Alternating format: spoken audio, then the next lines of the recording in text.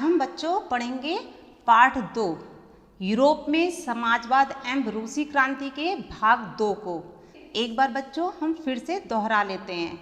हमने देखा अभी तक कि समाजवाद क्या है, यूरोप में समाजवाद कैसे आया, लिबरल कौन थे जो तुरंत चेंज चाहते थे, रेडिकल्स कौन थे जो धीरे धीरे परिवर्तन चाहते थे, और कंजर्वेटिव कौन थे जो चेंज चाहते ही नहीं थे।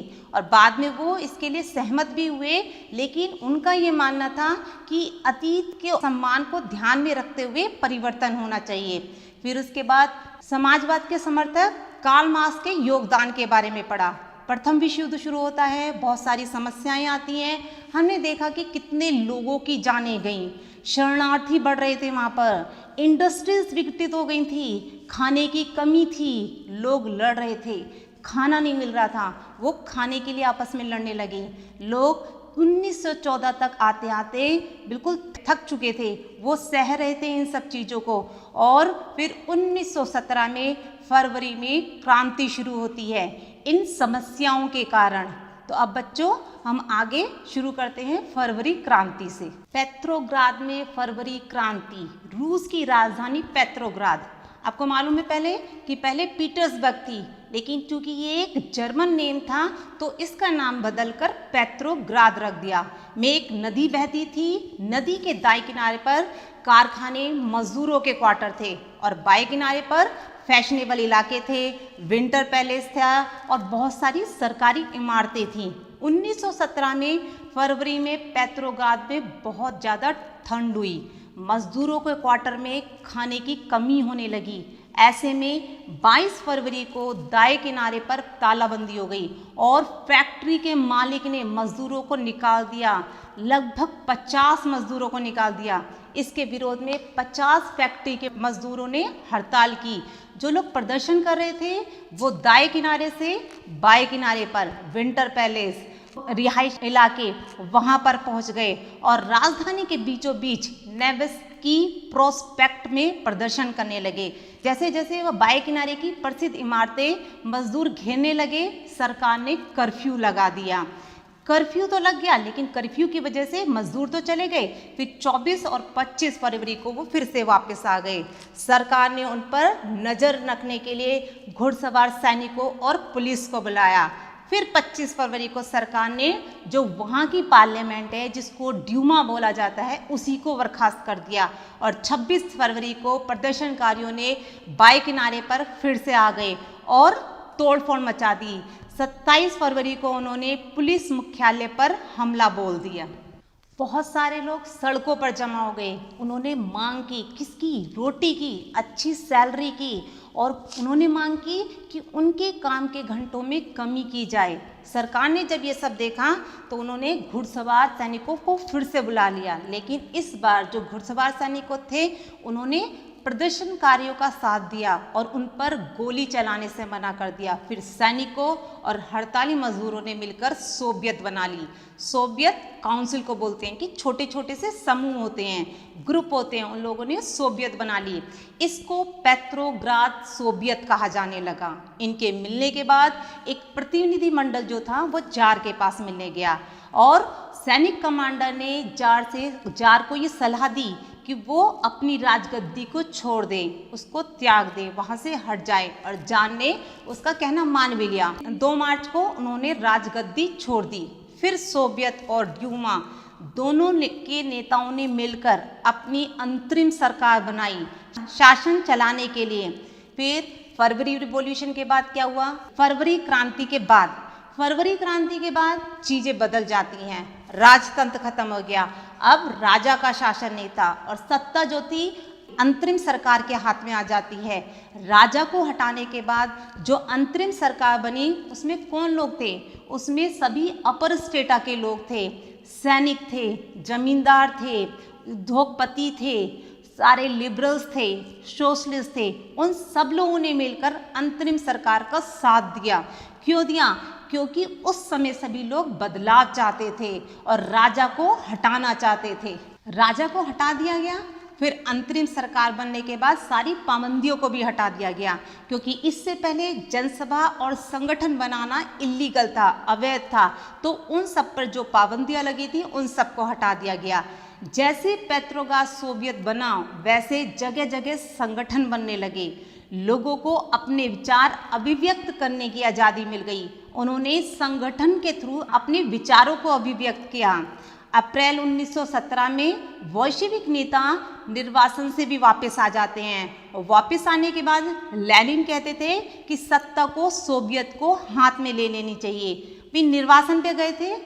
इसका मतलब जब राजा शासन कर रहे थे फरवरी क्रांति से पहले, यानी फरवरी क्रांति तक, तो उससे पहले राजा को उस समय ये लग रहा था कि जो बोल्शेविक पार्टी के नेता हैं लेनिन, उनके लिए खतरा हो सकते हैं।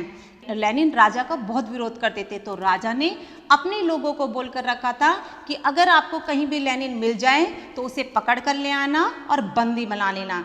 इसलिए वो देश से बाहर घूमते थे। लेकिन फरवरी क्रांति के बाद वो वापस रशिया आ जाते हैं और उनका ये कहना था कि सत्ता को सोवियत को अपने हाथ में ले लेने चाहिए। अप्रैल में रूस लौटने के बाद बोल्शेविक नेता लेनिन अप्रैल थीसिस देते हैं। अब वो अप्रैल थीसिस क्या थी? उसमें कुछ डिमांड्स थी उनकी। वो ये थी, सबसे पहले लेनिन ये चाहते थे कि लड़ाई खत्म हो जाए, शांति स्थापित हो जाए। दूसरा, वो ये चाहते थे कि जमीन जो है वो किसानों को दे दी जाए, बड़े जमींदारों से लेकर। तीसरा, वो ये चाहते थे कि बैंकों का राष्ट्रीयकरण कर दिया जाए, यानी बैंकों पर सरकार का नियंत्रण होना चाहिए, बैंकों पर सरकार अपना नियंत्रण रखे। लेनिन की इन तीनों मांगों को अप्रैल थीसिस कहा जाता है। उन्होंने ये भी सुझाव दिया कि बोल्शेविक पार्टी का नाम बदलकर कम्युनिस्ट पार्टी रखा जाए। शुरुआत में बोल्शेविक पार्टी के जो नेता थे, जो लोग थे ज़्यादातर, वो अप्रैल थीसिस की बात सुनकर बहुत हैरान हुए। उन्होंने ऐसा माना कि अभी ये सही समय नहीं है। अभी उनका मानना था कि अभी हमें अंतरिम सरकार का साथ देना चाहिए, उनका समर्थन करना चाहिए, फिर बाद में हमें कुछ सोचना चाहिए। वो उस समय सोशलिस्ट क्रांति के बिल्कुल भी फेवर में नहीं थे। लेकिन समय के साथ कुछ ऐसा हुआ कि अक्टूबर क्रांति की मांग बढ़ती चली गई। अब अक्टूबर क्रांति क्या थी? अक्टूबर 1917 की क्रांति। जैसे जैसे अंतरिम सरकार और बोल्शेविक के बीच में लड़ाई बढ़ने लगी, लेनिन को लगा कि अंतरिम सरकार कहीं तानाशाह ना बन जाए, तो उसने क्या किया? चर्चा करनी शुरू कर दी। उसने सरकार के खिलाफ विद्रोह के बारे में चर्चा करनी शुरू कर दी। जो उन सभी लोगों को इकट्ठा किया जो उसके साथ थे, चाहे वो सेना हो, चाहे वो लिबरल्स हो, चाहे रेडिकल्स हो, फैक्ट्री मजदूर हो, सोवियतों को उन्होंने इकट्ठा करना शुरू कर दिया। और उसने 16 अक्टूबर 1917 को पेट्रोग्राद सोवियत और बोल्शेविक को राजी किया कि सत्ता पर कब्जा करने के लिए, कि रूस की सत्ता पर अब हम लोगों को कब्जा कर लेना चाहिए, जिसके लिए एक सैनिक क्रांतिकारी समिति का गठन किया गया, जिसका नेतृत्व लियोन ट्रॉट्स्की ने किया। इस बात को नहीं बताया गया कि योजना किस दिन लागू होगी। जब ये सारी योजना बन गई, विद्रोह शुरू होता है 24 अक्टूबर को। सैनिक क्रांतिकारी समिति ने सत्ता अपने हाथ में ले ली। सारे सरकारी लोगों को और मंत्रियों को गिरफ्तार कर लिया गया। अब एक जहाज था, अरोरा नाम था उसका, उसने जो राजा का पैलेस है विंटर पैलेस, उस पर बमबारी शुरू कर दी। नदी नेवा में सारे जहाज, सबमरीन ये उतार दिए गए। इन सब ने जितने भी सैनिकों के ठिकाने थे उन पर कब्जा कर लिया। राजा के जितने भी वफादार सैनिक थे उन लोगों को पकड़ लिया, यानी अंतरिम सरकार पर कब्जा कर लिया। सैनिकों पर कब्जा कर लिया, इसका मतलब कि अंतरिम सरकार पर कब्जा कर लिया। शाम आते आते पूरा शहर क्रांतिकारी समिति के नियंत्रण में आ गया। अब आप ये सोच रहे होंगे कि इतना सब कुछ हो रहा था तो राजा ने कोई एक्शन क्यों नहीं लिया, राजा ने कुछ क्यों नहीं किया? राजा ने किया, राजा ने पूरी कोशिश की। इस बात का पता भी चल चुका था, लेकिन उसे सफलता नहीं मिली। प्रधानमंत्री केरेंस्की, जो उस समय अंतरिम सरकार के प्रधानमंत्री थे, उन्हें समझ आ गया था कि कुछ तो षड्यंत्र चल रहा है, तो उन्होंने सेना को आदेश दिया। उस सेना को आदेश दिया जो उसके वफादार थे, उसको आदेश दिया कि बोल्शेविक पार्टी के नेताओं को कब्जे में कर लिया जाए। फिर जो अंतरिम सरकार के वफादार थे उन्होंने अखबारों के दफ्तरों पर कब्जा कर लिया। टेलीफोन, टेलीग्राफ ऑफिस पर अंतरिम सरकार ने कब्जा कर लिया था। यही अक्टूबर क्रांति है। इतनी सारी घटनाएं हो रही थी, सारी घटनाएं पेट्रोग्राद में हुई थी जो रूस की राजधानी है। बोल्शेविक के इस काम की रूस के दूसरे शहरों में समर्थन हुआ। दूसरे शहरों में जो बोल्शेविक को समर्थन करते थे उन्होंने इसको समर्थन दिया। जितने देश में और सोवियत थी बोल्शेविक पार्टी का समर्थन किया गया। मॉस्को में भी लड़ाई चलने लगी। मॉस्को में हालांकि जो बोल्शेविक पार्टी का समर्थन नहीं था, लेकिन वहाँ पर भी बोल्शेविक में और नॉन बोल्शेविक पार्टी के लोगों में लड़ाई चलने लगी। अंतरिम सरकार और बोल्शेविक के बीच में दिसंबर तक पेट्रोग्राद से मॉस्को तक बोल्शेविक ने अपने कब्जे में ले लिया। अब अक्टूबर क्रांति के बाद क्या बदला? भाई अक्टूबर क्रांति हो गई 1917 में, उसके बाद क्या चेंजेस आए रूस में, क्या चेंजेस आए? अक्टूबर क्रांति के बाद बहुत सारी चीजें बदलती हैं। सत्ता में आने के बाद अप्रैल थीसिस को सबसे पहले लागू किया जाता है। लेनिन ने जो बातें अपनी रखी थी, जो अपनी मांग रखी थी अप्रैल थीसिस में, उसने वो सबसे पहले लागू किया। उसने सबसे पहले बैंकों का राष्ट्रीयकरण किया। नवंबर 1917 तक जितनी भी जमीन थी उसे सामाजिक संपत्ति घोषित कर दिया गया। किसानों ने सामंतों की जमीन पर जबरदस्ती कब्जा भी कर लिया था। जिसका परिवार जितना बड़ा होगा उसको उतना बड़ा घर दिया जाएगा, छोटे परिवारों को छोटा घर दिया जाएगा। पुरानी जितने भी टाइटल थे, जितनी पदवियां थी, उन सबको खत्म कर दिया गया। उस पर प्रतिबंध लगा दिया गया। क्यों लगाया गया था यह प्रतिबंध? इसलिए जिससे लोगों में समानता आए। उन्होंने समानता दिखाने के लिए यूनिफॉर्म बदल दी। एक टोपी चुनी गई, सोवियत टोपी, जिसका नाम था बुदियोनोव्का। बोल्शेविक पार्टी का नाम बदलकर रूसी कम्युनिस्ट पार्टी रखा गया। अब ये सब तो चेंज था कि क्या बदलाव आए। अक्टूबर क्रांति के बाद अंतरिम सरकार का विघटन हो गया था और सत्ता बोल्शेविक पार्टी के हाथ में आ गई थी। तो ये सब बदलाव थे। लेकिन जहाँ बदलाव होते हैं, जहाँ अच्छी चीज़ें होती हैं, वहाँ कुछ ना कुछ नेगेटिव चीज़ें भी होती हैं, बहुत सारी समस्याएं भी होती हैं। उन्हीं में से कुछ समस्याएं हैं। अक्टूबर क्रांति के बाद बहुत बदलाव हुए पर बहुत सारी समस्याएं भी आईं। वो क्या थी? नवंबर 1917 में बोल्शेविक चुनाव कराते हैं संविधान सभा के लिए, लेकिन उन्हें बहुमत नहीं मिल पाता। संविधान सभा में अब बोल्शेविक पार्टी के सदस्य नहीं थे। बोल्शेविक पार्टी कोई निर्णय लेती, संविधान सभा के सदस्य उसे अस्वीकार कर देते। दोनों के बीच में द्वंद्व बढ़ने लगा। लेनिन ने संविधान सभा को खारिज कर दिया। उसका ये कहना था कि संविधान सभा से ज़्यादा लोकतांत्रिक तो अखिल रूसी सोवियत कांग्रेस है। मार्च 1918 में राजनीतिक सहयोगियों के विरोध बावजूद लेनिन ने जर्मनी के साथ ब्रेस्ट लिटोस्क में संधि कर ली। धीरे धीरे रूस में बोल्शेविक एकमात्र पार्टी बनकर रह गई। ट्रेड यूनियन पर नियंत्रण रहता था। उनकी गुप्तचर पुलिस थी, चेका, ओजीपीओ, एनकेवीडी। जो लोग बोल्शेविक की आलोचना करते थे उन्हें ये पुलिस गिरफ्तार कर लेती थी। इस कारण से रूस में तनाव बढ़ता चला जा रहा था। शुरू में बहुत सारे लोग जो थे वो इस पार्टी का बहुत समर्थन करते थे, लेकिन धीरे धीरे उनका मोह भंग होता गया। अब वो इसके अगेंस्ट होने लगे क्योंकि पार्टी उन पर अपनी चीज़ें थोप रही थी। लोग विरोध करने लगे और देश में ही गृह युद्ध शुरू हो गया। गृह युद्ध जब बोल्शेविक ने भूमि पुनर्वितरण किया तो रूस की सेना टूटने लगी, क्योंकि उसमें जो सैनिक थे वो बहुत सारे किसान थे। तो जो किसान थे उनका अपने घर जाने का मन होने लगा और वो चले गए और बोल्शेविक पार्टी कमजोर होने लगी। दूसरी तरफ जो नॉन बोल्शेविक थे, सोशलिस्ट थे, लिबरल थे और राजा के सपोर्टर थे, उनके नेता साउथ रूस चले गए और सेना का गठन करने लगे बोल्शेविक से लड़ने के लिए। नॉन बोल्शेविक यानी रेड्स 1918 से 1919 के दौरान ग्रीन्स यानी सामाजिक क्रांतिकारी और वाइट्स यानी जो जार के समर्थक थे, जो राजा के समर्थक थे, ये सभी लोग ज़्यादातर रूस को नियंत्रण करने लगे और उनकी सहायता फ्रांस, अमेरिका, ब्रिटेन, जापान की सेना भी करने लगी। क्यों? क्योंकि ये सब नहीं चाहते थे कि रूस में समाजवादी सरकार आए। इन सब ने मिलकर बोल्शेविक से गृह युद्ध किया। वाइट्स जो जार के समर्थक थे, जो राजा के सपोर्टर थे, निजी संपत्ति के हिमायती थे, उन्होंने किसानों के खिलाफ बहुत सख्त कदम उठाए और उनकी जमीनें जब्त कर ली। इन वजहों से जो लोग नॉन बोल्शेविक को सपोर्ट कर रहे थे सब खत्म हो गया। और जनवरी 1920 में वापस से सारी शक्ति बोल्शेविक पार्टी के पास आ गई। समाजवादी समाज का निर्माण। गृह युद्ध में बोल्शेविक पार्टी ने अपनी जड़ें जमा ली। उद्योगों और बैंकों का राष्ट्रीयकरण कर दिया गया। सामूहिक खेत होने लगे। सारी जमीन को किसानों को बराबर बांट दिया गया। फिर किसान साथ में मिलकर काम करते थे और जितना भी होता था वो सब मिलकर आपस में बांट लेते थे। अब ये सारी चीज़ें बोल्शेविक पार्टी के हिसाब से हो रही थी। जो बोल्शेविक पार्टी के हायर ऑफिसर्स थे उनके हिसाब से हो रही थी। अब सब कुछ सरकार के हिसाब से हो गया। पंचवर्षीय योजनाएं शुरू की गई, जैसे हमारे देश में भी पंचवर्षीय योजनाएं शुरू की गई थी, जो अब नहीं है, जिसकी जगह अब नीति आयोग आ गया है। लेकिन उन पंचवर्षीय योजनाओं का क्या उद्देश्य होता है कि हम 5 साल में एक टारगेट लेकर चलते हैं कि हम अपनी कंट्री का इतना डेवलपमेंट करेंगे।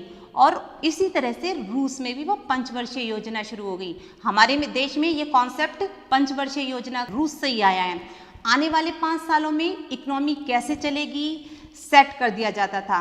1927 से 1932 तक और 1933 से लेकर 1938 तक ये जो पंचवर्षीय योजनाएं थी, ये जो 2 पंचवर्षीय योजनाएं थी, ये बहुत सफल रही।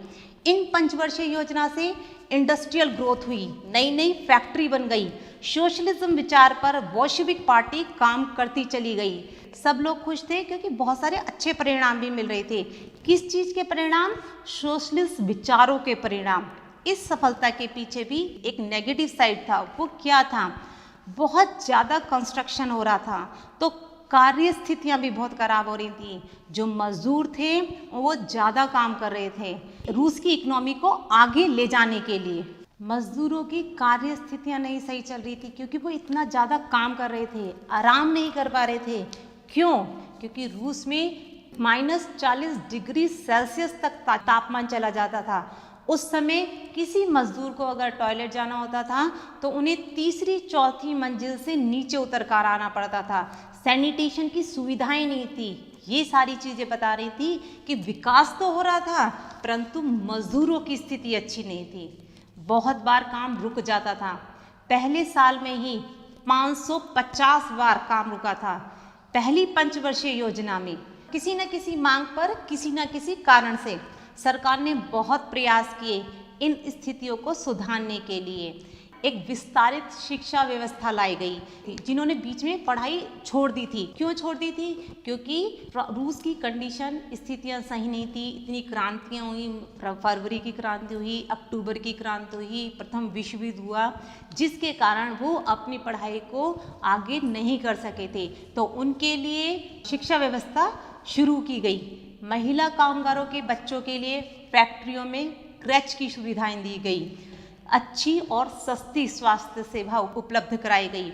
मजदूरों के लिए आदर्श रिहायशी मकान बनाए गए। लेकिन ये कदम जो सरकार ने लिए थे उनका प्रभाव कम था, क्योंकि सरकार के पास जितने साधन थे वे कम थे, क्योंकि सरकार के पास पैसे कम थे। स्टालिनवाद और सामूहिकीकरण। स्टालिन एक व्यक्ति का नाम है जो समाजवाद के समर्थक थे। उनके नाम पर, उनकी विचारधारा को ही हम स्टालिनवाद कहते हैं। इन सब बातों से पता चलता है कि समाजवाद रूस में राज करने लगा था। लेनिन की मृत्यु के बाद जिसने रूस की कमान संभाली वो थे जोसेफ स्टालिन। सारी चीज़ें उन्होंने ही संभाली। लेनिन की मृत्यु जनवरी 1924 में हो गई थी। सामूहिकीकरण, अलग अलग किसानों की जमीन को मिला देते थे और सब लोग मिलकर खेती करने लगते थे। उसे ही सामूहिकीकरण कहते थे। और उस सामूहिक खेतों को कोलखेज कहा जाता था।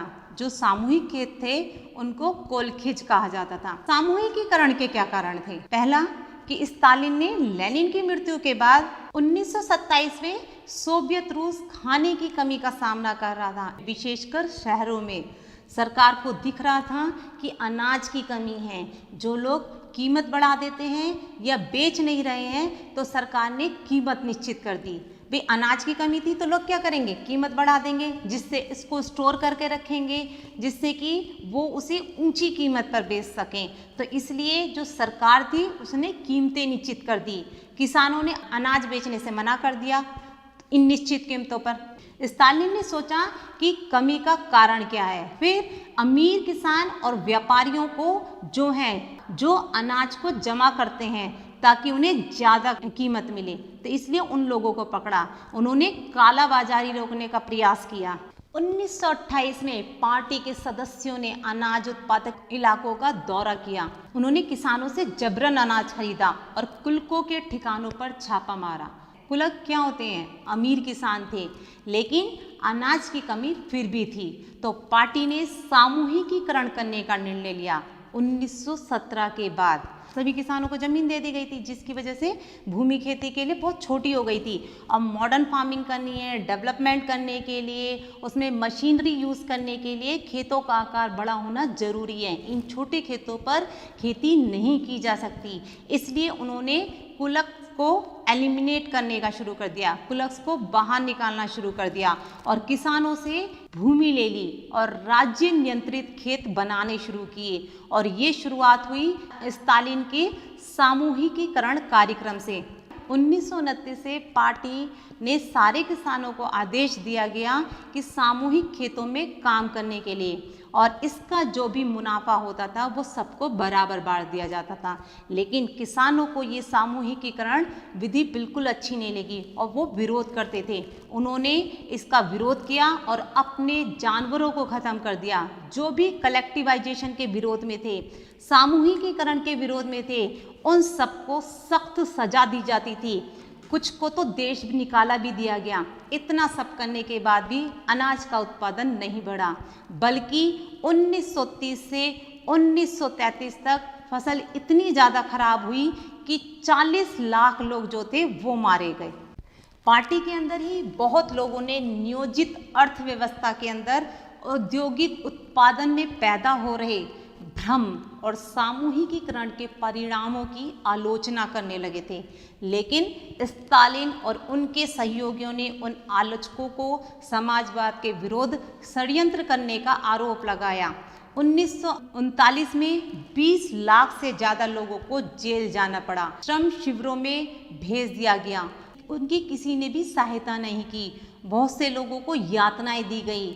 उनमें से बहुत से लोगों से झूठे बयान लिखवा दिए जाते थे और उन्हें मार दिया जाता था। रूसी क्रांति और सोवियत संघ यानी यूएसएसआर का वैश्विक प्रभाव, रूस की क्रांति का संसार की दूसरे देशों पर क्या प्रभाव रहा? बाकी सोशलिस्ट पार्टी जो थी यूरोप में, उन्होंने इस बात को बिल्कुल मान्यता नहीं दी। जिस तरह बोल्शेविक ने सत्ता अपने हाथ में ली, लेकिन मेहनत कशों के राज्य की स्थापना संभव है, ये सोच जो थी सोशलिस्ट की, वो उम्मीद थी। बहुत सारे लोग जो बाहर थे, यूएसएसआर के बाहर थे, उन्होंने और दूसरे देशों ने भी conference of the peoples of the east state में भाग लिया और बोल्शेविक ने कॉमिंटन बनाया और कुछ लोगों को communist university of the workers of the east में शिक्षा दी गई। किस चीज की शिक्षा दी गई थी? समाजवाद की शिक्षा दी गई। दूसरे देशों के लोग भी यहाँ पर समाजवाद की शिक्षा लेने आते थे। और जब द्वितीय विश्व युद्ध हुआ तो यूएसएसआर ने समाजवाद को और भी प्रसिद्ध कर दिया। लेकिन 1950 में रूस में ही लोगों को यह लगा कि जिस तरह की सरकार वो बनाना चाहते थे, वो असलियत में वैसी सरकार नहीं बन पाई है। विश्व समाजवाद आंदोलन में भी इस बात को माना कि यूएसएसआर यानी सोवियत संघ में सब कुछ सही नहीं है। एक पिछड़ा देश एक महाशक्ति बन गया है। उसकी कृषि और उद्योग विकसित हो गए हैं। जो गरीब थे उन्हें अब खाने के लिए खाना मिल रहा था, लेकिन उसने अपने ही लोगों को जरूरी स्वतंत्रता जो देनी चाहिए वो नहीं दी थी। 20वीं सदी के अंत तक एक समाजवादी देश के रूप में अंतर्राष्ट्रीय स्तर पर सोवियत संघ की प्रतिष्ठा काफ़ी कम हो गई थी। हालांकि यहाँ के लोग अभी भी समाजवाद के आदर्शों का सम्मान करते हैं। तो बच्चों, अब हम इस पाठ के कुछ प्रश्नों को हल करने का प्रयास करेंगे। तो प्रश्न नंबर 1, सोवियत क्या थी? प्रश्न नंबर 2, रेड्स, वाइट्स और ग्रीन्स कौन थे? प्रश्न नंबर 3, अक्टूबर क्रांति के बाद क्या समस्याएं आई? प्रश्न नंबर 4, चेका, OGPU और NKVD क्या थी? प्रश्न नंबर 5, स्टालिन के सामूहिकीकरण कार्यक्रम को समझाइए। तो बच्चों अब हम फिर मिलेंगे अगली कक्षा में।